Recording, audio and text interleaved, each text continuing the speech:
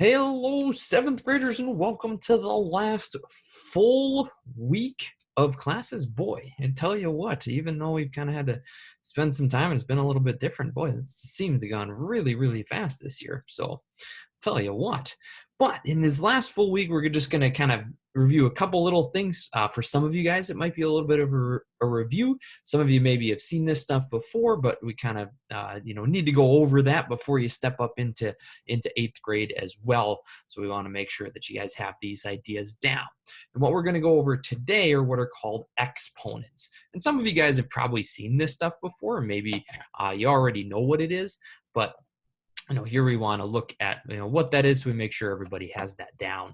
One thing that's kind of like exponents is multiplying. It's just kind of a level below. So if we repeatedly add something, that's the same as multiplying. For example, here, if we do 8 plus 8 plus 8 plus 8 plus 8, if we add all these 8s together, that would, we could type each one into a calculator, but we could speed that up by saying this is, well, there are 5 8s. So we could say, hey, actually, this is 8 times 5, right? We could say that, okay. So if we repeatedly add the same thing, then we could go ahead and change it to that, which you guys, probably know. Oh yeah, that's 40. You wouldn't even need a calculator for that. You could figure that out there.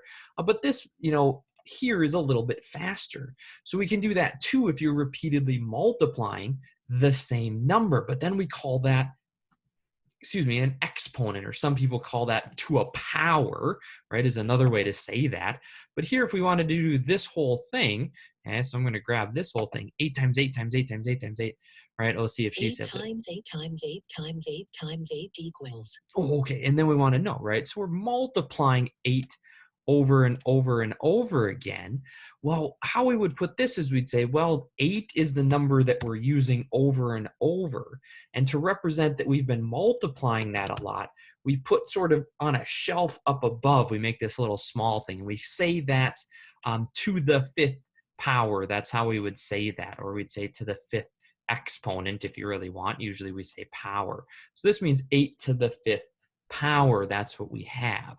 And so we're repeatedly multiplying 8, which you could use a calculator. A lot of calculators have a little button for exponents. But you could also just type in 8 times 8 times 8 times 8 and figure that out as well. Okay, so what those things mean, again, the 8, that's called a base. That's on the bottom. That's the lower part. And then up in the power, up here kind of in the corner, you put it up above. It's called a superscript. Or in an exponent spot, that's where we put the 5. That's what that thing means. All right, so that's what we have there. So I'm just going to do a couple examples. If this stuff is making sense to you and you want to jump onto the Google form and answer those questions, you certainly can. And here I'm just going to do a couple of things. So if I read this, 11 to the 3rd power, what that means to do, so I got to get rid of this, 11, the first number you say, is the base. And then to the 3rd power would mean that there needs to be a little 3 up in the exponent. Okay, so to use those kind of same numbers there, I'm going to make this a little bit bigger. Let's see here. 11 was my base, so I'm going to make blue for base. Okay, that was the base. That's where the 11 comes in. And then to the 3rd, to the 3rd power, okay, 3rd power being 3. Or you could say it as an exponent of 3 as well, but that's where we put that. 11 to the 3rd power, that's where we put that one.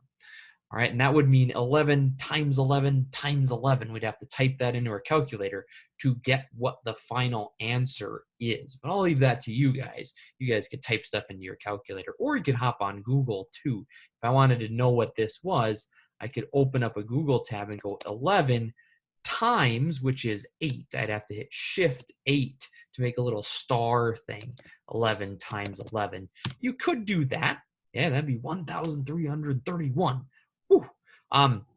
You can go ahead and do that. If I clear this, there is another button to do exponents. That's right here. Notice the Y is in a little tiny exponent spot. So I'd have to put 11 to the 3rd power. It looks a little bit funny when you use Google.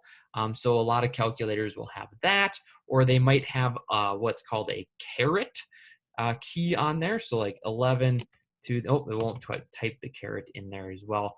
So if I do 11 Shift 6, it makes this kind of little upper arrow. That means, hey, put that in the exponent.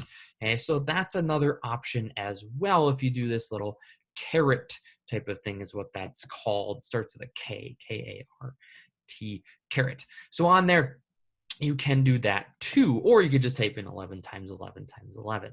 All right, but that's how you would evaluate it. Okay. Last, just going to do a couple other examples with some different words that mean the same thing. So like 8 squared, if something is squared, that means to the second power. So this would really mean to the second power because the word squared means second power. So that would be in here. 8 is the base, right? So that would go right here. Let's fit that in.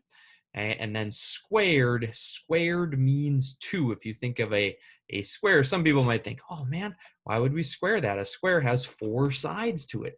But actually a square, when we're looking for area, we only do length times width. We do one number times a second number, right? So when we're squaring something, we're actually looking at the area. That's where that comes from. And so that's 8 squared.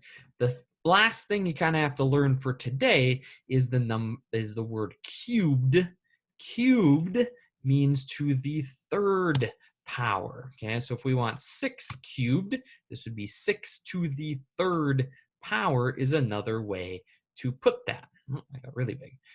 But 6 being that first number, that is the base. And then cubed means 3. The reason that those kind of go the way that they do, you guys sometimes maybe would think of stuff where you have two-dimensional stuff. Two-dimensional is flat. A square is in two-dimensional space. So that's the second power. A cube, if we make a cube, would be in three-dimensional space. So here's an example of a cube right here. Okay? It would be in three-dimensional space then, right? So then we'd use a third power for that. That's what a cube would be.